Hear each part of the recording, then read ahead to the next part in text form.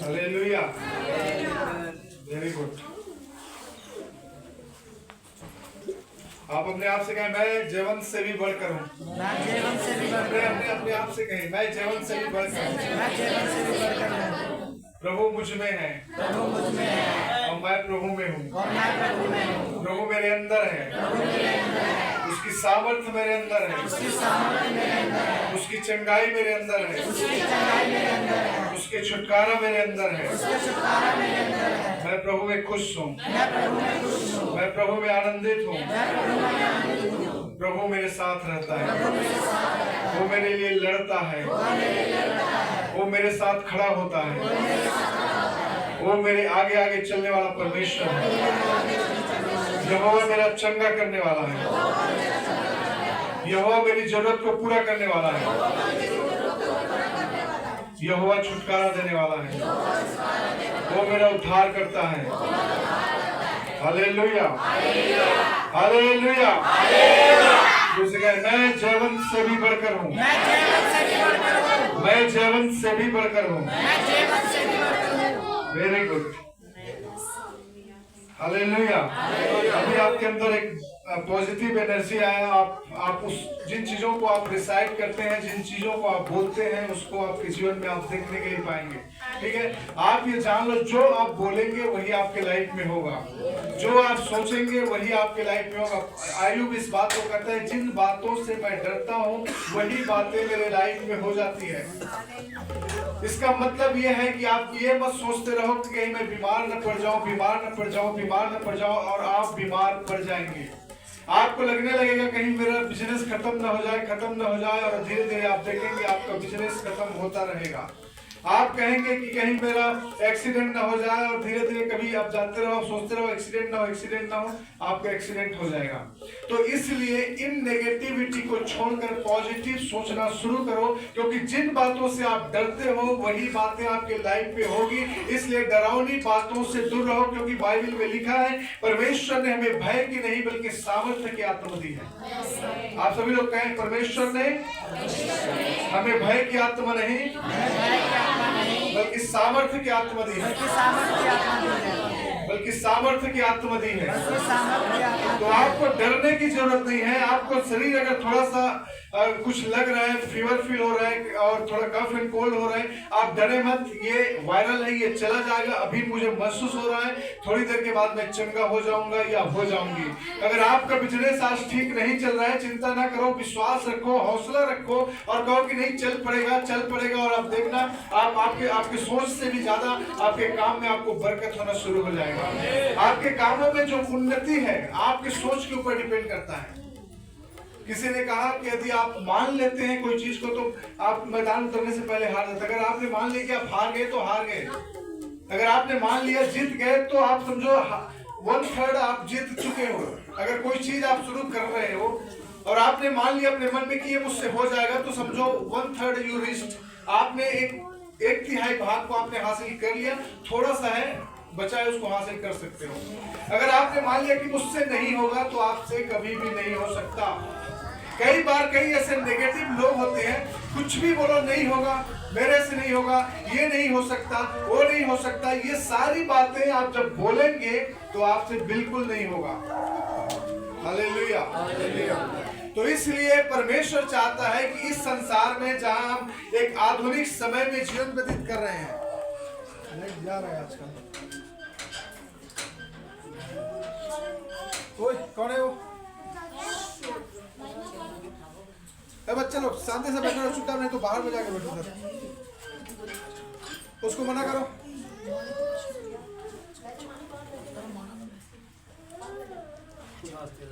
Hallelujah. हम इस आधुनिक संसार में कैसे अपने आप को आध्यात्मिक जीवन व्यतीत कर सकते हैं, ये ऐसा संसार जहां हम जी रहे हैं पूरा टेक्नोलॉजी से भरा हुआ है, ज्ञान से भरा हुआ है, समझ से भरा हुआ है। सभी लोग ज्ञानवान हैं। किसी के पास बैठ जाओ, 1000 ज्ञान आपको देने के लिए तैयार हैं। आपके विश्वास को यहाँ से वहां भटका भी सकते हैं। किसी को जो विश्वास में नहीं है उसको ला भी सकते हैं, कुछ भी कर सकते हैं। तो इतने ज्ञानी, इतने समझदार, इतने पढ़े लिखे लोग, इतना टेक्नोलॉजी जो डेवलप हो चुका है, उसके बीच में हम जीवन व्यतीत कर रहे हैं। तो अपने आप को कैसे हम आत्मिक रख सकते हैं? क्योंकि आत्मिकता की बात और टेक्नोलॉजी की बात दोनों टोटली डिफरेंट है। बाहर लोग कहते हैं कमाओगे नहीं तो खाओगे, खाने को कैसे मिलेगा? यीशु कहते हैं तू किसी बात का चिंता मत कर, जस्ट उसके धर्म और राज्य का खोज कर, सब कुछ तुझे मिल जाएगा। हालेलुया। अब आप सोचो, एक टेक्निकली आप सोचो, अपने माइंड में सोचो आप कि बिना काम करे, यीशु कहता है उसके धर्म और राज्य का खोज करो तो सारी वस्तुएं तुम्हें मिल जाएगी। दुनिया में लोग कहते हैं आपके माता पिता, आपके भाई बहन, आपके सगे संबंधी, आपके रिश्तेदार, आपके आसपास के लोग, सभी लोग कहते हैं भाई अगर जीवन व्यतीत करना है तो मेहनत करो, नौकरी करो, कुछ करो ताकि आपका परिवार पल सके, आपका घर पल सके, आपके घर में थोड़ा इकट्ठा हो सके, आप कुछ पैसे इकट्ठे कर सको। अब आप मुझे बताओ कि ये संसारिक जो आधुनिक दुनिया में हम जीवन व्यतीत कर रहे हैं, सबका माइंड सेट यही है। हम सभी का माइंड सेट यही है कि हम कुछ करेंगे तभी मिलेगा। हालेलुया। हमें लगता है कि हम जो कुछ मेहनत करेंगे तभी हमें कुछ हासिल होगा। यीशु मसीह कहता है कि उसके धर्म और राज्य का खोज करो तो सारी वस्तुएं तुम्हें मिल जाएगी। Hallelujah. Thank you Jesus. Hallelujah. उसके धर्म और राज्य का खोज करो। इस संसार और संसार की जो चीजें हैं, ये इस पर अगर हम ध्यान देंगे तो हम परमेश्वर की आशीष को और उसमें हम नहीं बढ़ सकते।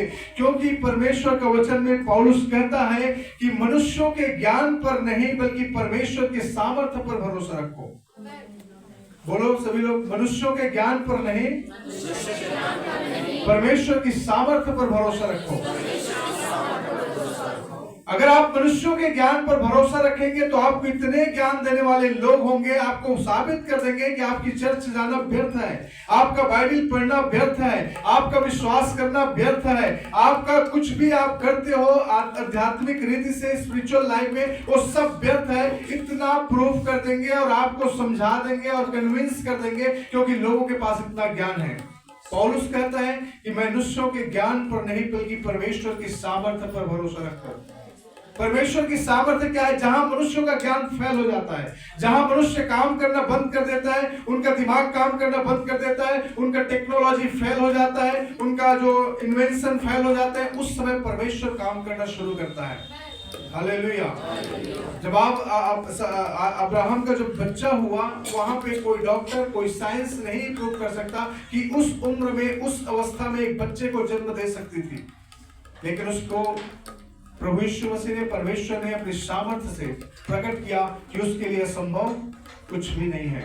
आपके जीवन में कुछ बातों को आज मैं बताने जा रहा हूं कि इस आधुनिक जीवन में हम आत्मिक रीति से कैसे जी सकते हैं। क्योंकि जहां भी जाते हैं आधुनिक लोग हैं, ऊंचा सोचने वाले हैं, समझाने वाले, कोई सुनने वाले नहीं। अगर आप किसी व्यक्ति के पास बैठ जाओ और बताओ कि आप चर्च जाते हो, बाइबल पढ़ते हो, प्रार्थना करते हो, और आप कहो कि आपको दिन में 3 बार प्रार्थना करना चाहिए, बाइबल पढ़ना चाहिए, आत्मिकता में रहना चाहिए, तो वो आपको बताएगा कि ये सब व्यर्थ है, ये सब पुरानी बातें हैं, ये सब ढकोसला है, इन सब बातों में न पढ़ो, आपके टाइम वेस्टेज होंगे, आपके एनर्जी वेस्ट होगा, आपके पैसे वेस्ट होंगे, ये सारी बातें आपको बताएंगे। आप विश्वास किस पर करते हो? मनुष्यों के ज्ञान पर या परमेश्वर की सामर्थ्य पर? मनुष्यों के ज्ञान की ओर अगर आप ध्यान दोगे तो धीरे धीरे आप विश्वास से भटक जाओगे, विश्वास से अलग हो जाओगे और आपको लगने लगेगा ये सब व्यर्थ है, इसमें कुछ भी नहीं रखा है। लेकिन अगर आप उसकी सामर्थ्य पर भरोसा रखते हो तो चमत्कार आपके जीवन में होगा, चंगाई आपके जीवन में होगा, छुटकारा आपके जीवन में होगा। अगर आप रोमियो का किताब उसका 12 अध्याय का 2 पद पढ़ते हैं तो उसमें लिखा है, इस संसार के सदृश न बनो, परंतु तुम्हारी बुद्धि के नए हो जाने से तुम्हारा चाल चलन बदलता जाए, जिससे तुम परमेश्वर की भली भांति और सिद्ध इच्छा को समझ सको। संसार के सदृश न बनो। संसार के सदृश बनने का मतलब है कि हम संसारिक लोगों की तरह सोचना, संसारिक लोगों की तरह चलना, संसारिक लोगों की तरह अपने माइंड को इधर उधर फैलाना, बढ़ाना, चढ़ाना। लेकिन हमें कैसे सोचना है? आत्मिकता में। आज की दुनिया में जहां भी भौतिकवाद जो है, जो स्वार्थ और व्यस्तता में बढ़ रही है, हम सब स्वार्थी बन रहे हैं। आज लोगों के पास टाइम नहीं है। एक समय होता था, मुझे याद है जब हम छोटे थे तो हमारे जो जितने रिश्तेदार थे सारे लोग इकट्ठे होते थे और बड़ा मजा आता था। छुट्टियों में जब हम घर जाते थे तो सारे रिश्तेदार लोग आते थे, सब एक दूसरे से मिलते थे, बड़ा प्रेम होता था, बड़ा यूनिटी होती थी, बड़ा एकता होता था। लेकिन आज वो चीज देखने को नहीं मिलता। आज एक रिश्तेदार दूसरे रिश्तेदार को देखना भी नहीं चाहते, एक भाई दूसरे भाई को देखना नहीं चाहते, एक पड़ोसी दूसरे पड़ोसी को देखना नहीं चाहते। हमारा जो स्वार्थपन है वो बढ़ चुका है, क्योंकि हम अपने आप को लगता है हम अपने इतने स्वार्थी हो गए, मेरा होना चाहिए। हम अपने बारे में सोचते हैं, अपने बच्चों के बारे में, अपने बारे में हम सोचने वाले हैं। हम अपने अलावा दूसरों के बारे में नहीं सोचते। यहाँ तक कि हमारा परिस्थिति ऐसा हो गया कि हम कोई फ्रेंड सर्कल भी नहीं है, हम किसी के साथ बैठना भी पसंद नहीं करते, हम अकेले रहते हैं क्योंकि हमारे पास मोबाइल डिवाइस है आजकल। तो ये दुनिया ऐसा आगे बढ़ रहा है कि जो पुराने सिस्टम है, जो परमेश्वर की रीति है, उसको तोड़ते हुए ये मॉडर्न एज आगे की ओर बढ़ रहा है। परमेश्वर हमें एक सामाजिक व्यक्ति बनाया है। परमेश्वर ने हमें एक सामाजिक बनाया। हमारा मतलब है परिवार के साथ मिलकर रहना, भाई बहन के साथ मिलकर रहना, पड़ोसियों के साथ मिलकर रहना, दोस्त यारों के साथ मिलकर रहना। ये परमेश्वर का नीति है, उसका नियम है। लेकिन आज हम सब अकेला रहना चाहते हैं। आज हमें किसी के साथ बैठना, किसी से बात करना, किसी के घर में जाना या किसी को संगति में रखना हम पसंद नहीं करते। कारण क्या है? क्योंकि हमें अकेलापन अच्छा लगता है, क्योंकि हम अपने आप को इन्वॉल्व नहीं करना चाहते, हम अपने आप को अलग करना नहीं चाहते इस मॉडर्न एज से, इस आधुनिक जीवन से। मेरे प्रियो, परमेश्वर चाहता है कि आप परमेश्वर के वचनों के प्रति विश्वास योग्य रहो और उसके इस संसार के सदृश न बनो, बल्कि तुम्हारे बुद्धि के नए हो जाने से तुम्हारे चाल चलन में भी बदलाव आना चाहिए। बदलाव तो आ रहा है, लेकिन किस टाइप का बदलाव आ रहा है? हम अपने आप को स्वार्थपन में डाल रहे हैं, दूसरी बातें व्यस्तता में डाल रहे हैं। हम सभी बिजी हैं। आप किसी को कुछ काम के लिए टाइम मांगो, बोलेगा मैं बिजी हूं। किसी के पास टाइम नहीं है, किसी के पास समय नहीं है कि वो आए और आप उससे बात करें, या किसी के पास टाइम नहीं है कि आपको मिल सके। कई बार ये जीवन में ऐसा होता है। आज के समय में आप किसी को पूछो आप फ्री हो, कोई नहीं बोलेगा फ्री हूं, सबके सब बिजी है। बिना काम के भी हम कई बार बिजी होते हैं। तो इस दुनिया से हम कैसे, इस संसार से कैसे अलग होकर एक आत्मिक जीवन जी सकते हैं? कुछ बातों को मैं बताऊंगा। सबसे पहले परमेश्वर के वचन में हमें जड़ पकड़ने की जरूरत है। अगर आप इस संसार से अलग होकर एक आत्मिक जीवन जीना चाहते हैं, परमेश्वर में बढ़ना चाहते हैं, परमेश्वर के क्लोज और नजदीक होना चाहते हैं, तो सबसे पहले परमेश्वर के वचन को जानना जरूरी है। आप कई बार चर्च आते हैं, गवाहियां सुनते हैं, अलग अलग लोगों की गवाहियां सुनते हैं, गाना गाते हैं, ताली बजाते हैं, चले जाते हैं, और जब आपके जीवन में कुछ तकलीफें आती हैं, आपको समझ में नहीं आता कि क्या करें। कारण क्या है? क्योंकि आपके पास वचन परमेश्वर का नहीं है। हो सकता है आपको पढ़ने नहीं आता होगा, आप सुनो, जो वचन बोला जाता है उनको अपने हृदय रूपी पटिया में लिख लो। बाइबल में लिखा हुआ है, भजन संहिता 119 के 105 में, तेरा वचन मेरे पांव के लिए दीपक और मेरे मार्ग के लिए उजियाला है। सभी लोग कहें, तेरा वचन मेरे पांव के लिए दीपक और मेरे मार्ग के लिए उजियाला है। मेरे पांव के लिए दीपक और मार्ग के लिए उजियाला है। परमेश्वर का वचन आपको सही रास्ता दिखा सकता है। परमेश्वर का वचन आपको समझ दे सकता है, आपको ज्ञान दे सकता है, आपको मुसीबतों से हटा सकता है, आपके जीवन में जो आने वाली समस्याओं से अलग कर सकता है। तो वो चीज सिर्फ एक ही है, वो है आप परमेश्वर का वचन। वो आपका ज्ञान नहीं होगा, आपका पैसा नहीं होगा, आपका जो इन्फ्लुएंस नहीं होगा, जो लोगों में आपका चलता होगा, ये कुछ काम नहीं आएगा। परमेश्वर का वचन ही है जो आपको अलग कर सकता है। क्योंकि हर घड़ी हर समय हमारी परीक्षा होती है। यीशु मसीह का जब परीक्षा हो रहा था तो शैतान उसके पास आया और यीशु से कहा कि देखो, इस पहाड़ से अपने आप को नीचे गिरा दो, क्योंकि वचन में लिखा है कि स्वर्गदूत तुम्हें अपने हाथों हाथ उठा लेंगे और तुम्हें कुछ हानि नहीं होगी। क्या था? ये वचन था। वचन के द्वारा शैतान यीशु मसीह का परीक्षा ले रहा था। अगर यीशु मसीह को वचन ज्ञान नहीं होता तो उसकी बातों को मान जाता, क्योंकि यहाँ वचन में लिखा है कि मैं अपने आप को गिरा दूं तो स्वर्गदूत मुझे उठा लेंगे। यीशु ने फिर उससे कहा, क्या कहा? बोलो, क्या कहा? तो अपने परमेश्वर की परीक्षा में। और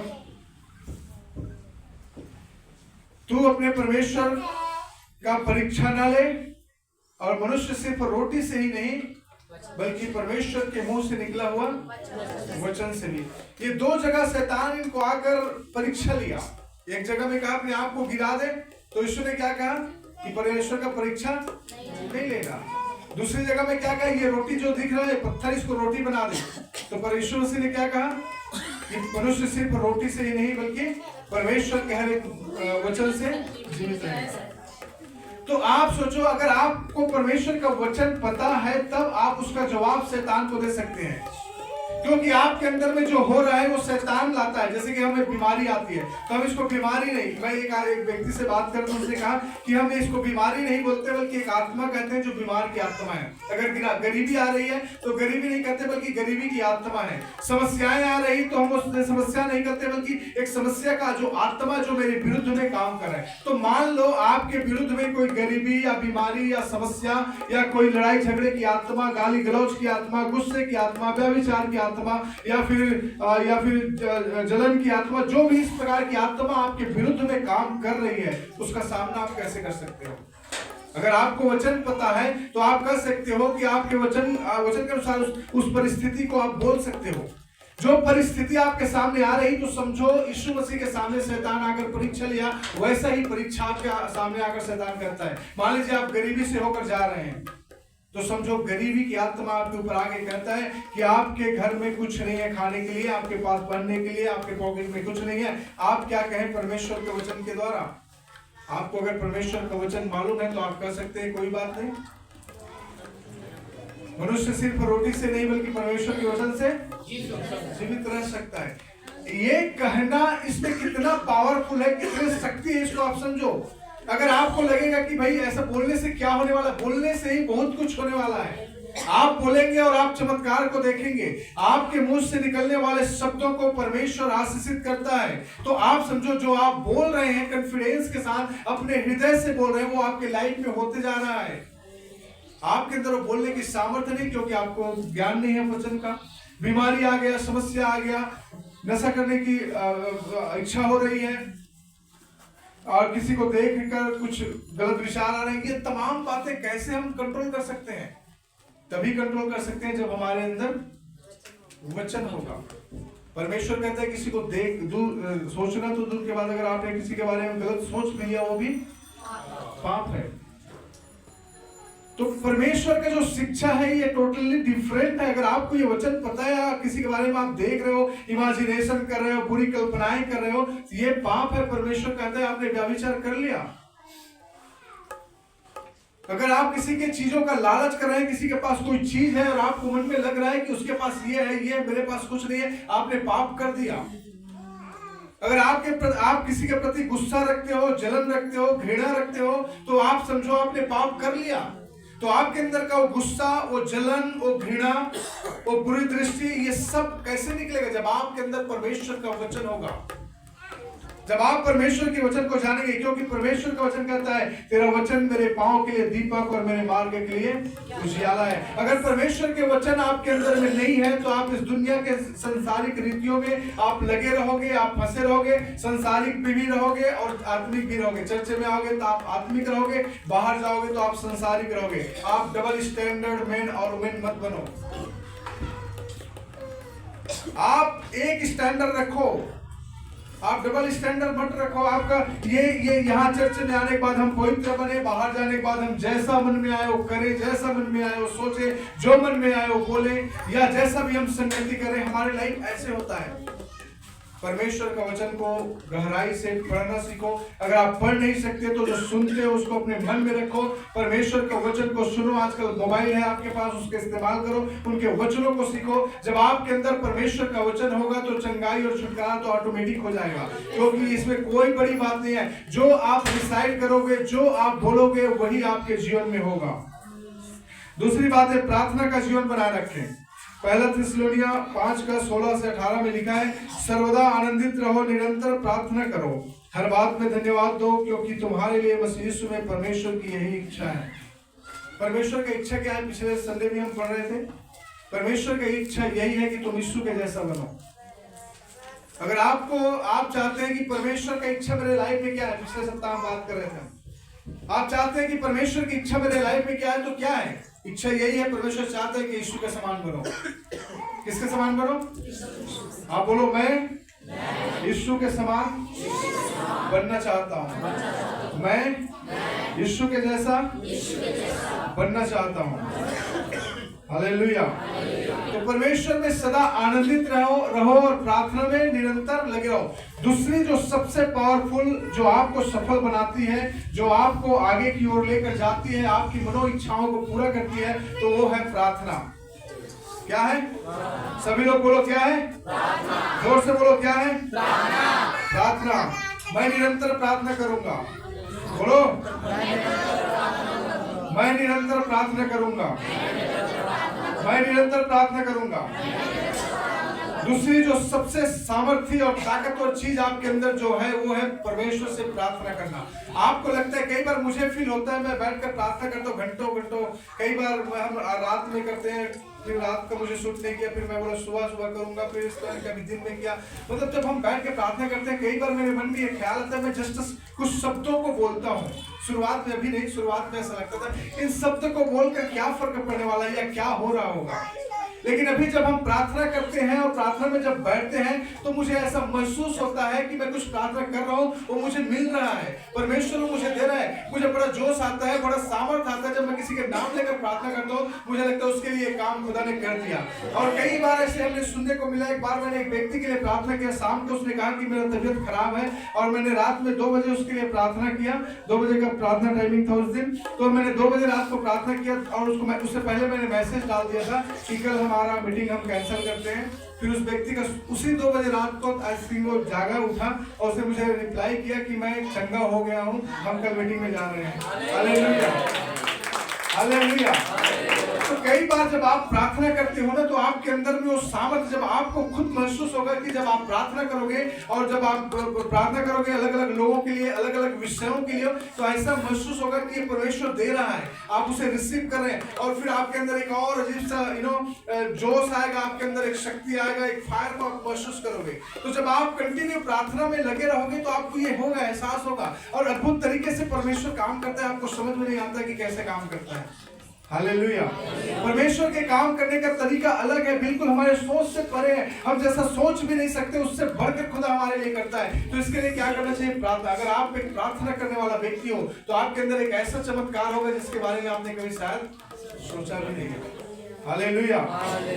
पिछले आई थिंक मंडे की बात है, जब हम जनसुआ गए थे, तो वहां से आ रहे थे वापस, और रात को 10:30 बजा था। तो रास्ता में ना, ये जो क्या है, वो गगन चौक से पहले एक फैक्ट्री है, नाम क्या है उसका? एक और हिंदुस्तान के सामने हम खड़े, मतलब वहीं पे पहुंचे थे, और गाड़ी का पेट्रोल खत्म हो गया। फिर खत्म हो गया, 10:30 बजे रात था। फिर मैंने कहा क्या करें। फिर मेरे गाड़ी के पीछे में एक बोतल रखा हुआ था, मैंने बोतल लिया और मैंने देखा पेट्रोल पंप किधर है। तो मुझे पता था कि पीछे कहीं पे पेट्रोल पंप है, तो मैंने सोचा उधर से जाकर पेट्रोल लेके आता हूँ। फिर मैं चला गया, मैं पैदल ही चला गया। कोई 1-2 जा रहा था, तो फिर मैंने लिफ्ट किसी से नहीं लिया, पैदल मैं उधर पेट्रोल पंप तक चला गया, 1-1.5 किलोमीटर था वहाँ से। वहाँ पे मैं गया, पेट्रोल डलवाया, तो उस बोतल में 180 रुपये का पेट्रोल आया। फिर मैंने उसको ऑनलाइन पेमेंट करने के लिए किया, तो मेरा नेट काम नहीं कर रहा था, सिम काम नहीं कर रहा था, तो हुआ नहीं। फिर मैंने अपने पॉकेट चेक किया, वहाँ पे 170 रुपया था। कितना था? 170। फिर मैंने कहा 170 है मेरे पास, मैंने उसको बोला नहीं लड़का को, मैंने कहा मेरे पास 170 फिर मैं ढूंढने लगा 10 रुपये कहाँ गया। फिर अचानक से पीछे से एक आवाज आई, एक व्यक्ति ने कहा क्या हो गया, कितना कम पड़ गया? तो मैंने कहा 10 रुपये कम पड़ गया। मुझे लगा शायद वो पेट्रोल पंप वाला है, तो उस व्यक्ति ने अपने पॉकेट से 20 रुपये निकाल कर मुझे दिया और फिर मैंने उसको दे दिया। फिर 10 रुपये उसको वापस किया। उसने बोला नहीं आप रखो। फिर उसने कहा पीछे बैठो। मैंने कहा क्या हो गया, पीछे बैठा रहा है? नहीं है। उसने मुझे पीछे बैठो बोला, फिर मैं उसके पीछे बैठ गया। मैंने भी कुछ सोचा नहीं, रात 10:30 बजे था, कौन है कैसा है, दिखने में हट्टा कट्टा था, दाढ़ी वाली था, लेकिन फिर भी मुझे कोई भय नहीं था। मैं बैठ गया उसके पीछे। फिर वो मुझे लेकर आया। फिर रास्ते में उसने बोला, उसने कहा यार मैं यहाँ से जा रहा था अभी और मैंने देखा गाड़ी अंदर गाड़ी है, वहाँ बच्चे और लेडीज है। फिर मैं अपने गाँव जाने के लिए गाँव की ओर मुड़ गया अंदर। बोला फिर रास्ते में मुझे पता नहीं क्या हुआ कि मुझे लगा कि नहीं मुझे कुछ तो गड़बड़ है वहाँ पे, तभी तो लोग रास्ते में रुके। वापस आया और फिर उसने सोचा कि शायद पेट्रोल खत्म हो गया होगा तो पेट्रोल पंप जाता हूँ पहले। बोला और पेट्रोल पंप आया, वो वहाँ पे मैं ही था। हालेलुया। और उसने मुझे उठा कर लेकर गया। हालेलुया। और उसने मुझे उठाकर वहाँ पर ड्रॉप किया और फिर वो चला गया। मतलब जब ये चीज मैंने सोचा, मुझे लग रहा था शुरुआत में कि शायद कविता से बात किया होगा, बंदे ने पूछा होगा क्या हो गया, पेट्रोल खत्म हो गया, पेट्रोल पंप गया है तो जा रहा हूँ लेने के लिए, शायद ऐसा कुछ हुआ होगा मुझे लग रहा था। लेकिन ऐसा कुछ भी नहीं हुआ था। उसको बताने वाला कौन था? परमेश्वर था। पेट्रोल पंप में जाओ करके वो बंदा खड़ा है, वहाँ 10 रुपये कम भी पड़ गया था, देने वाला कौन था? परमेश्वर था। हालेलुया। परमेश्वर कई बार हमारे जीवन में एक ऐसा काम करता है जिसके बारे में हम कभी सोच नहीं सकते। छोटी सी बात है पर मेरे लिए बहुत ही महत्वपूर्ण है। उस दिन हम प्रभु को बहुत धन्यवाद दिए। प्रभु को कहा कि मतलब हो कैसे सकता है, परमेश्वर ऐसे काम करता है। आप unexpected things will happen in your life. आप जिसके बारे में कभी सोच नहीं सकते वैसा कार्य आपके जीवन में होगा जब आप एक प्रार्थना करने वाला व्यक्ति बन जाते हैं। परिस्थितियों के आगे झुकना या परिस्थितियों के आगे बहाना करने वाला नहीं, बल्कि एक सामर्थ्य व्यक्ति बनो। कंप्रोमाइज कभी ना करो प्रार्थना के साथ। जिस तरह से दानियल एक प्रार्थना करने वाला व्यक्ति था, उसने परिस्थितियों के सामने कंप्रोमाइज नहीं किया। कई बार हम थक जाते हैं, कई बार बॉडी पेन होता है, कई बार बुखार लगता है, कई बार मन नहीं करता प्रार्थना करने के लिए। ये क्या है? एक आत्मा जो आपके विरुद्ध में काम कर रहा है कि आप प्रार्थना ना करो, क्योंकि उसको पता है आप प्रार्थना करोगे तो आपके घर के हालात बदल जाएंगे। उसको पता है आप प्रार्थना करोगे तो आपके पति पत्नी का संबंध अच्छे हो जाएंगे। उसको पता है आप प्रार्थना करोगे तो आपके घर में बरकतें आना शुरू हो जाएगी। उसको पता है जब आप प्रार्थना करोगे तो आपके बच्चे बुद्धिमान होते जाएंगे। उसको पता है जब आप प्रार्थना करोगे तो आपके सब कुछ अच्छा होते जाएगा। इसलिए जो शैतान की जो आत्मा है जो आपके विरुद्ध में काम करता है कि आप प्रार्थना ना करो। जैसे आप प्रार्थना में जाओगे कहीं से डिस्टरबेंस आएगा, पति चिल्ला रहा है या फिर पत्नी चिल्ला रही है, बच्चे डिस्टर्ब कर रहे हैं, पड़ोसी बुलाने आ गए, कई ऐसी बाधाएं जो आती है। क्या है? एक आत्मा है जो आपके विरुद्ध में काम करता है कि आप प्रार्थना में समय न व्यतीत करो। तो मेरे प्रियो, दूसरी बात है, खुदा चाहता है कि आप एक प्रार्थना करने वाले व्यक्ति बन जाओ। और फिर आप देखो जो आनंद आपको आएगा उसके बारे में आपने कभी सोचा भी नहीं होगा। मैंने शायद आपको एक बार बताया था ना, मेरा एक फ्रेंड था जो आर्मी में है, और जब भी उसको फोन करता था वो बड़ा खुश होता था, बोलता था लाइफ बड़ा अच्छा चल रहा है, बहुत आनंद है, बड़ा मस्त है लाइफ। मुझे बड़ा गुस्सा आता था उस पर अंदर में, क्योंकि लाइफ अच्छा चलेगा, पैसे अच्छे मिल रहे हैं, सैलरी अच्छा है, सब कुछ चल रहा है, तो लाइफ क्यों अच्छा नहीं चलेगा। लेकिन बाद में एक बार मुझे पता चला कि उसके अच्छा जो बोलता था वो उसका सैलरी या पैसे या फैसिलिटीज की वजह से नहीं बोलता था। उसने कहा कि रात भर खड़ा होकर मैं प्रार्थना ही करता रहता हूँ, चर्च में चला जाता हूँ, गाना गाता रहता हूँ, पागलों की तरह ताली बजाता हूँ, कभी गाना गाता हूँ, कभी ताली बजाता हूँ, कभी प्रार्थना करता हूँ, मतलब इतना मजा आता है ऐसा करके। जब उसने बताया तो वास्तव में मेरे हार्ट को बहुत टच हुआ, क्योंकि मैं उसके प्रति मिसअंडरस्टैंडिंग रखा था। मैंने सोचा था कि शायद इसलिए अपने लाइफ को बोलता है कि मजा है, आनंद है, क्योंकि पैसे है, फैसिलिटीज है, अच्छा पोजीशन में है, इसलिए ऐसा बोलता है। लेकिन वैसा नहीं था उसने कहा मेरा आनंद, मेरा पैसा, मेरा पोजीशन, मेरा फैसिलिटीज नहीं है, मेरा आनंद वो प्रभु की उपस्थिति में बिताना समय है। हालेलुया। मेरे प्रियो, हमारे जीवन में वो आनंद जो खुदा की उपस्थिति में आपको मिलेगा ना, दुनिया की कोई सामर्थ्य या शक्ति नहीं दे सकता। आप चाहे कितने भी पैसे वाले क्यों ना हो, कितने भी बड़े पोजीशन में काम करने वाले क्यों ना हो, कितने अच्छे फैसिलिटीज आपके पास क्यों ना हो, लेकिन वो आनंद नहीं मिल सकता जो आनंद आपको परमेश्वर की उपस्थिति में और प्रार्थना के समय मिलेगा। ये आप प्रैक्टिस करके देखो।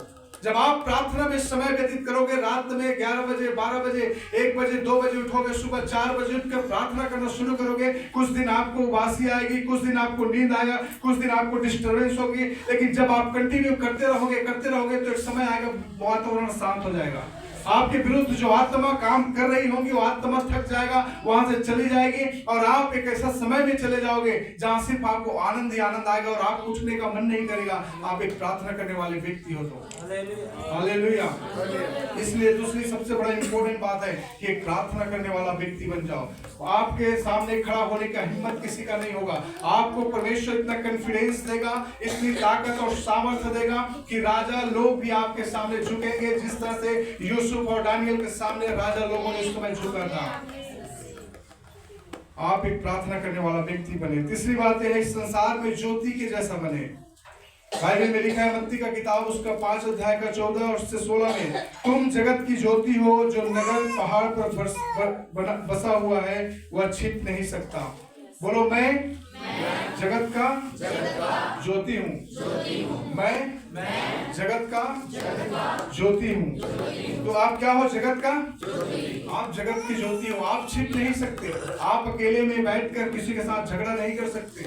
आप अकेले में बैठकर नशे नहीं कर सकते। आप अकेले में बैठकर कहीं कोई गलत काम नहीं कर सकते, क्योंकि आप छिप नहीं सकते। परमेश्वर आपको देखता है। आप जगत की ज्योति हो, बहुतों के लिए आशीष का कारण हो। तो आपको पता नहीं आपको कौन देख रहा है, कौन आप जरिए कर रहा है, कैसा है, लेकिन खुदा को पता है और लोगों को भी पता है। आप अलग हो दूसरों से। हालेलुया। एक दिन मैं इधर मार्केट में जा रहा था और मार्केट में मेरे पॉकेट में इधर कुछ मैं पैसा था, यहाँ वो गिरने ही वाला था, साथ साइड वाला में था पैसा, यहाँ पे था 100 का 2 नोट था, वो गिरने ही वाला था। शायद एक गिरा था, एक गिरा और दूसरा गिरने वाला था। बगल में एक व्यक्ति बैठा रहा था, मैं तो चल रहा था। पास्टर जी आपका पैसा गिर गया, ऐसे बोला उसने। मैं चौंक गया, मार्केट में पास्टर जी करके बोला। फिर मैंने वो पैसा उठाया, मैंने बोला उसको थैंक यू ब्रदर। मैंने पहली बार उसको देखा और तो मैं कभी देखा नहीं था, लेकिन उसने मुझे कहा कि पास्टर जी आपका पैसा गिर गया। आप जगत के ज्योति हो, मतलब आपको जानने वाला, आपको पहचानने वाले लोग हैं। आपके चाल चलन से, आपके स्वभाव से, आपके बातचीत से एक डिफरेंट एक आइडेंटिटी आपका होना चाहिए। परमेश्वर चाहता है तुम जगत की ज्योति और ज्योति के जैसे ही बनकर रहो। आपके अंदर एक गुण ऐसा होना चाहिए कि लोग आपको देखकर डिफरेंस महसूस करने लगे। हालेलुया। तो जो शब्द और जो कर्म बड़ा इंपॉर्टेंट है। आपके जो शब्द और आपके काम। अगर आपको जगत का ज्योति बनना है तो 2 चीज पर ज्यादा फोकस करें, आपके शब्दों पर और आपके कामों पर। आप क्या काम करते हो, आपका चाल चलन, आपका स्वभाव और आपके शब्द, आप कैसे शब्दों का इस्तेमाल करते हो। आपका शब्द दूसरों से अलग होना चाहिए, दूसरों से भिन्न होना चाहिए, दूसरों से अलग पहचान होना चाहिए, क्योंकि हर बात पे गाली निकलना एक संसारिक लोगों का ये शब्द है। लेकिन आप जब बात करते हैं, आपके मुंह से गाली निकलता है या ग्रेस निकलता है, अनुग्रह निकलता है, दया निकलता है। आप जगत के ज्योति हो, आप दूसरों से अलग हो। तो इसलिए जब आप अपने पत्नी से बात करो, पति से बात करो, पड़ोसी से बात करो, हर बात में गाली निकालो, हर बात में गुस्सा हो जाओ, हर बात में ताना मारो, ये परमेश्वर नहीं चाहता। एक आदर, एक रिस्पेक्ट, एक सम्मान दे, क्योंकि आप जगत की ज्योति हो। आप छिप नहीं सकते, आप ज्योति हो, आप प्रकाश देने वाले हो। आपके शब्द से लोगों के जीवन में एक आशा आना चाहिए। आपके चाल चलन को देखकर लोगों के अंदर एक आशा आना चाहिए कि हाँ, ये भाई और ये बहन एक अच्छा जीवन जी सकता है तो मैं भी जी सकता हूँ। हम कई बार संसार में लोग कहते हैं अरे आज तो संसार पूरा करप्टेड है, यहाँ कोई भी अच्छा नहीं है, कोई ईमानदार नहीं है, सब झूठे लोग हैं। आप संसार में जाओ, लोग कहेंगे कोई ईमानदार नहीं है आजकल, सबके सब झूठे हैं, सबके सब बेईमान हैं, कोई अच्छा चरित्र का व्यक्ति नहीं है, सबके सब पाप में गिरे हुए हैं, पाप विचार रखने वाले, पाप सोचने वाले हैं। लेकिन आप अगर उसमें से एक ऐसे निकल के आते हो ज्योति के समान, लोग कहेंगे नहीं नहीं नहीं, एक व्यक्ति है, एक भाई है, वो बड़ा अच्छा है, उसका बातचीत बड़ा अच्छा है, उसका स्वभाव बड़ा अच्छा है, उसका चाल चलन बहुत अच्छा है। एक बहन है, वो बहुत अच्छी है, उसका जीवन जीने का तरीका बड़ा अच्छा है, उसका लाइफ स्टाइल बड़ा अच्छा है, उसका सोच और विचार बड़ा अच्छा है। ये आपके लिए बोलना चाहिए। तो ये आप जगत का ज्योति बनो। हालेलुया। आत्मिकता में बढ़ते जाओ। इब्रानियों का किताब 10:25 में लिखा है, और एक दूसरे के साथ इकट्ठे होने से न चुके, जैसे कि कुछ लोगों की आदत हो गई है, परंतु एक दूसरे को और भी अधिक समझाएं। एक दूसरे से अलग होने में न चूके, मतलब संगति बनाए रखना जरूरी है। चर्च में आना जरूरी है, कॉटेज प्रेयर में जाना जरूरी है, हाउस विजिट में जाना जरूरी है। ये संगति बनाए रखना बहुत जरूरी है, क्योंकि जब हम संगति बनाते हैं हमें उत्साह मिलता है, हमें सामर्थ्य मिलती है, परमेश्वर की उपस्थिति में बैठने का एक समय मिलता है। इसलिए आप संगति हमेशा रखो परमेश्वर के लोगों के साथ। पौलुस इस बात को कहता है, जब कभी भी तुम इकट्ठा होते हो मेरे स्मरण के लिए यही किया करो। मतलब क्या है, जो प्रभु भोज के बारे में बात करता है, जब कभी भी आप इकट्ठे होते हो आपको इकट्ठा होना जरूरी है, और आपका जितना ज्यादा इकट्ठा होते हो उतना ही ज्यादा परमेश्वर की उपस्थिति में आप जाते हो। तो कभी भी आप प्रार्थना में, चाहे फ्राइडे प्रेयर हो, संडे प्रेयर हो, कॉटेज प्रेयर हो, इसमें इकट्ठा होने से आप न चुको। आप इसको एक मौका ढूंढो, एक अपॉर्चुनिटी समझो कि आपके लिए मौका है कि मैं परमेश्वर की उपस्थिति में जाऊं। हालेलुया। और साथ एक और बातें बताऊंगा, 2 बातें, उसके बाद समाप्त करूंगा। फिलिपियों 4:8 पर, जो कुछ सत्य, जो कुछ आदरणीय, जो कुछ धर्म में, जो कुछ पवित्र और जो कुछ मनोहर और जो कुछ प्रशंसा के योग्य है, उन्हीं बातों पर ध्यान लगाओ। तकनीक का सही उपयोग, मतलब डिवाइसेस, हमारी टेक्नोलॉजी है, उसका सही उपयोग कैसे कर सकते हैं। प्रभु ने आपको घर में टीवी दिया है तो दिन भर बैठे रहो, सीरियल देखते रहो और रोते रहो देख देख कर। कई लोग लेडीज होती है ना, सीरियल में देखते हैं, अगर क्लाइमेक्स से थोड़ा इमोशनल हो गया तो रोना शुरू कर देते हैं। लेडीज लोग होता है ना, उधर टीवी में कुछ हो रहा है, इधर लेडीज लोगों के आंख से आंसू बह रहे हैं। तो बस यही करते रहो, टीवी में सीरियल देखते रहो और आंसू बहाते रहो। प्रार्थना करने के लिए जाओगे तो मुंह से शब्द नहीं निकलेगा, लेकिन टीवी के सामने हम घंटों बैठकर अपना समय व्यतीत कर सकते हैं। मोबाइल जो हमें डिवाइस दिया गया है, मोबाइल के सामने हम घंटों बैठकर स्लाइड कर करके एक से एक रील्स देख रहे हैं, वीडियोस देख रहे हैं, कट्स देख रहे हैं, बहुत सारी चीजों को हम देख रहे हैं, मैसेज कर रहे हैं, ये कर रहे हैं, वो कर रहे हैं, बहुत सारी चीजें कर रहे हैं। ये जो डिवाइसेस है खुदा ने जो दिया है, ये 2 चीज के लिए, एक तो आप सही इस्तेमाल कर सकते हो या फिर इसका एडिक्ट हो सकते हो, ये बुरे इस्तेमाल के लिए। ठीक है, तो इसमें कहता है जो सत्य है, जो सत्य है, जो आदरणीय है, जो कुछ अच्छी उन चीजों को स्वीकार करो। आपको प्रभु ने टीवी दिया है, आपको मोबाइल दिया है, आपको रेडियो दिया है, आपको कार दिया है, आपको बाइक दिया है, उसका इस्तेमाल आप कैसे कर रहे हो? ये कर रहे हो आपकी परमेश्वर की महिमा के लिए, अच्छे कामों के लिए, एक दूसरे के हेल्प के लिए, तो अच्छी है। आपका मोबाइल है, मोबाइल के द्वारा आप कितने लोगों को मैसेज भेज सकते हो, कितने लोगों को आप संदेश डाल सकते हो। हालेलुया। हमारा केएल अंगोरा साहब यहाँ पे है, मैं इसको अप्रिशिएट करता हूँ। हमेशा डेली इन्होंने एक मैसेज बनाता है, बड़ा वंडरफुल मैसेज, और मुझे भेजता है। मुझे आशा है कि बहुत सारे लोगों को भी भेजता होगा। इनका जो भेजा हुआ मैसेज एक गवाही के साथ बड़ा प्रभावशाली होते हैं, बड़े टेस्टमनी और अलग अलग रिसोर्सेज से वो लेते हैं। तो जो मैसेज ये भेजते हैं बड़ा अच्छा, छोटा सा मैसेज होता है, बड़ा अच्छा होता है। उस सिर्फ बातचीत करने के लिए नहीं, हाँ भाई कहाँ हो, खाना खा लिया कि नहीं खाया, क्या चल रहा है, उसके लिए नहीं, परमेश्वर के वचन का प्रॉपर तरीके से डिस्ट्रीब्यूशन करना।